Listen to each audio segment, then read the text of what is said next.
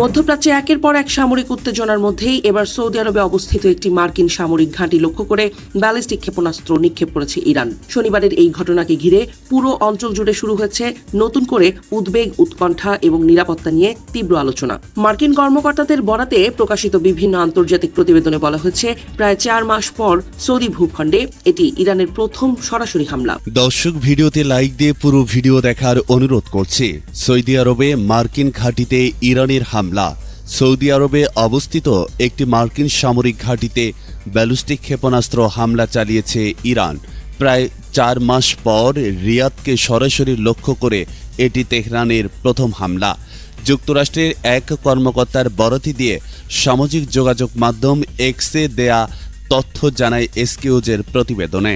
এর আগে চলতি বছরের এপ্রিলের শুরুতে সৌদি আরবের জুবাইল পেট্রোকেমিক্যাল কমপ্লেক্সে হামলা চালিয়েছে ইরান।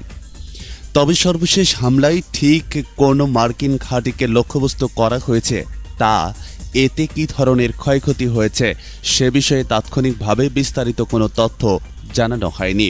পাকিস্তানের মধ্যস্থতায় হওয়া যুদ্ধবিরতি ভেঙে পড়ার পর সাম্প্রতিক সপ্তাহগুলোতে যুক্তরাষ্ট্র ও ইরানের মধ্যে পাল্টাপাল্টি সামরিক হামলা বেড়েছে। এর জেরে হরমুজ প্রণালীকে ঘিরে উত্তেজনাও তীব্র আকার ধারণ করেছে। এই প্রেক্ষাপটেই সর্বশেষ হামলার খবর সামনে এলো।